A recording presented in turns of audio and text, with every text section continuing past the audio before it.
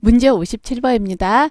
다음 중 데이터베이스 정규화와 정규형에 대한 설명으로 옳지 않은 건 물었습니다. 정규화, 정규형에 대해서 나와 있는데 우리 정규화와 정규형에 대해서 한번 간단히 알아보도록 할게요. 자, 예를 들어서요. 이러한 학생 현황이라는 표가 있다라고 봐요. 학생 현황이라는 테이블이 있는데 거기에 학번은 기본키입니다. 자, 이제 밑줄이 돼서 학번이 기본키다라는 거 알려주지요. 그리고 이름, 주소, 학과 담당 교수가 있어요. 그래서 100번 김갑수 학생은 서울시에서 살고 이 사람은 세무학과인데 담당 교수는 정세무 교수라고 합니다. 이거 별 문제 없는데 이게 왜요? 근데 우리 한번 예를 들어서 봅시다. 이 학교에서 전산과가 새롭게 개설이 되려고 그래요. 자, 전산과의 담당 교수 박전산 교수입니다.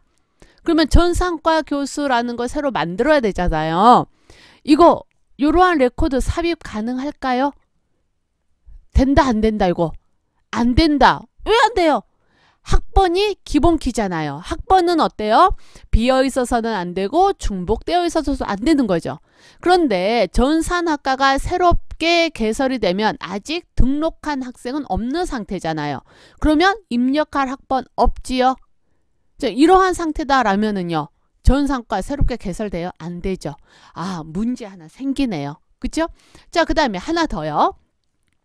이번에는요. 최갑순이라는 학생이요. 최갑순 학생이라는 학생이 없어졌습니다. 퇴학 자퇴를 했어요. 그래서 얘를 삭제를 했어요. 자, 최갑순이라는 학생 삭제를 했습니다. 그게 왜요? 별 문제 없잖아요. 문제 없기는요. 최갑순이라는 학생이 사라지면서 어때요? 경영과 김경영 교수까지 같이 사라지는 거죠. 아, 이거 좀 심각한 문제가 발생하네요. 그죠?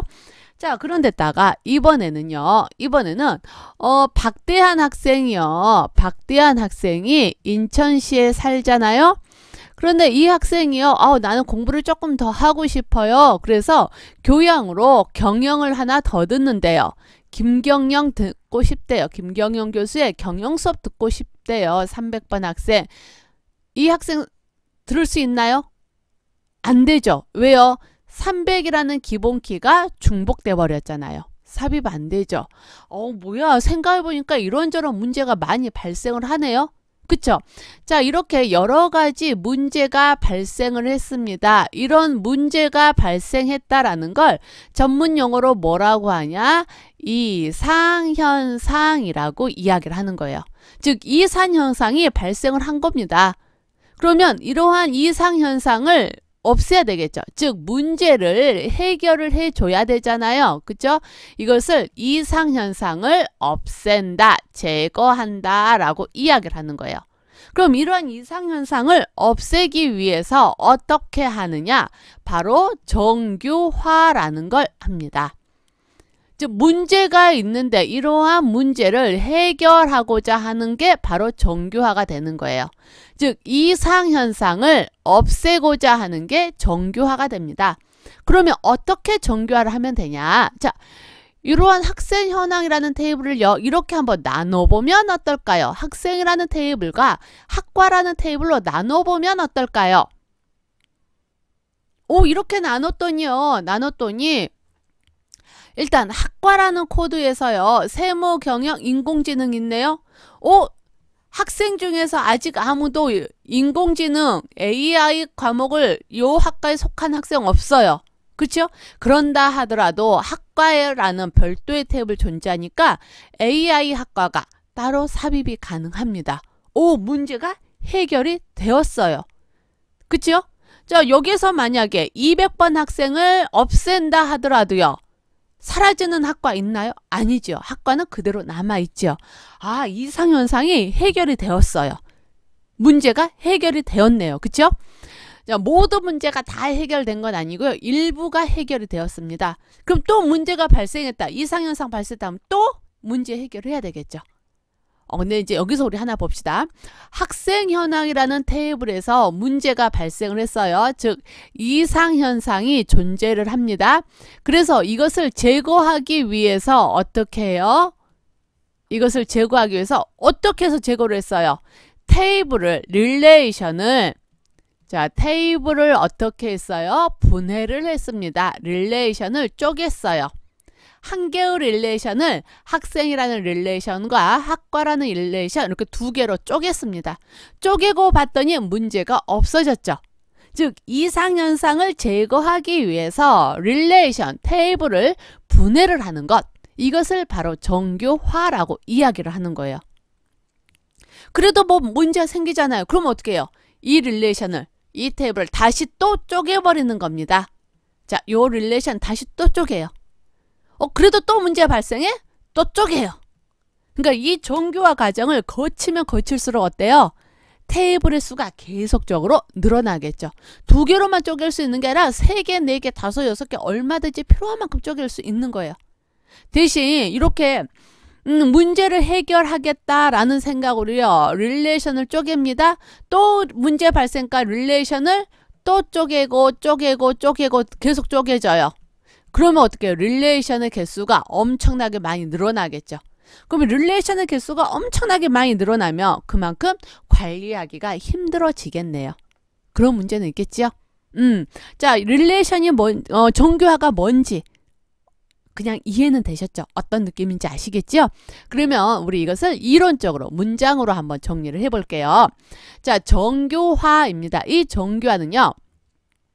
릴레이션 스키마 속성들 간의 종속성을 분석하여 바람직한 속성을 가진 릴레이션으로 분해하는 과정.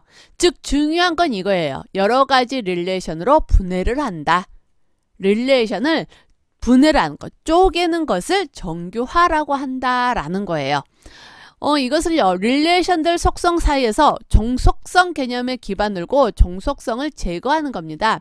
이 종속성이라는 거는 이거예요. 어떤 거냐면은요, 지금 보시면, 여기서 간단히 보시면, 경영학과 볼까요? 경영학과 김경영 교수는요, 오로지 200번 학번이 200번인 최값순에 의해서만 존재를 할 수 있는 거죠.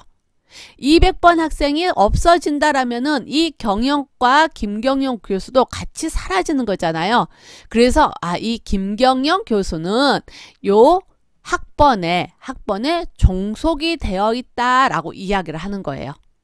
그래서 이 종속성을 제거를 하는 거죠. 제거하기 위해서 어땠어요? 릴레이션을 분해했잖아요. 쪼갰죠. 그래서 김경영 교수가, 경영학과의 김경영 교수가 더 이상 200번 학번이 200번인 학생에 종속되지 않게 따로따로 존재하게끔 만들어 준 거죠.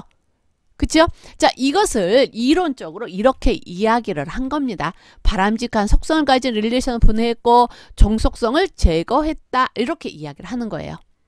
그러면 이러한 정교화를 거치면 어떻게 되냐면 데이터의 중복이 최소화가 됩니다. 그 정보의 일관성이 보장이 돼요. 다시 말하면 데이터의 이상현상이 제거되는 거예요. 이상현상을 없애는 겁니다. 이게 정교화가 돼요. 그럼 정교형은 뭐냐? 정교형은요. 이 정교화를 하는 데 따른 규칙을 말을 해요. 데이터베이스를 정교화를 할 때 하는 규칙을 말을 하는데 이 정규형은요. 제1 정규형부터 제5 정규형까지 있습니다. 그럼 5개네요. 아니 정확히 6개예요. 뭐냐면 왜 6개예요? 1, 2, 3 정규형, 4 정규형, 5 정규형이 있잖아요. 근데 요 사이에 B, C, N, F라는 정규형이 하나 또 있어요. 참고로. 그래서 하여튼 이렇게 6개의 정규형이 있는데 이거는 뭐 순서는 기억하실 필요 없이 중요한 건 뭐냐면 정교형, 정교화의 규칙. 그래서 우리가 흔히 같은 말로 많이 사용을 해요.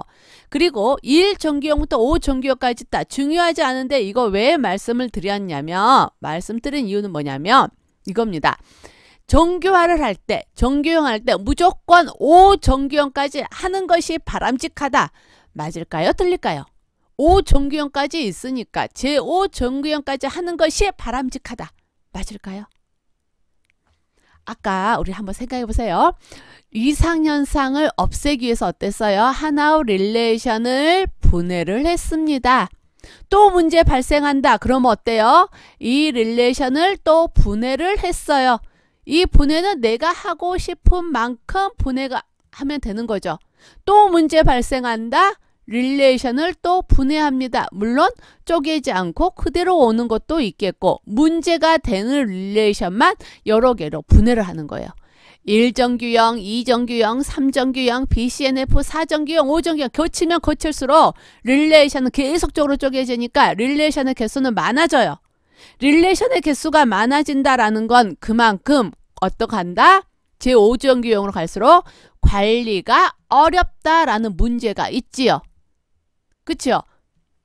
많아지면 관리가 어려울 거잖아요. 그래서 어떻게 하냐면 이 정규형은요. 그냥 원하는 대로만 합니다. 나는 문제가 조금 있지만 그냥 이 정도 한 2개 정도 테이블이면 적당해요. 1정규형이면 적당해요. 이 정도에서 그냥 되는 대로 사용을 할래요. 하는 경우도 있을 것이고 그래도 조금 더 문제를 없앨래요. 2정규형까지는 할래요. 하고 그냥 나는 여기까지야 적당해요 하는 경우도 있을 거예요. 또 굉장히 머리가 좋고 복잡한 걸 좋아하시는 분들은 나는 절대 문제가 발생하면 안 돼요. 제5정규형까지는 반드시 할래요 하는 분들도 있을 거예요.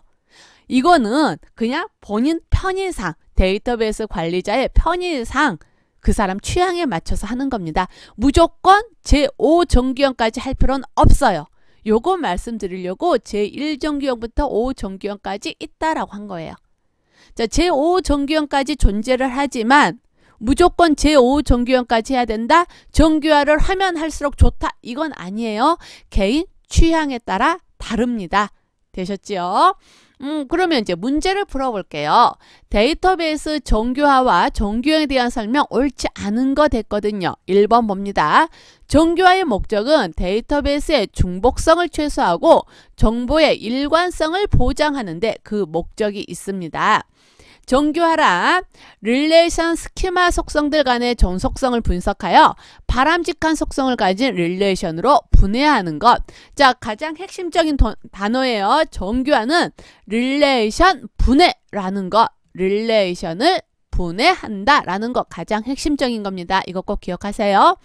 3번 데이터베이스 정규화에는 몇 가지 규칙이 있고요. 그 규칙을 정규형이라고 합니다.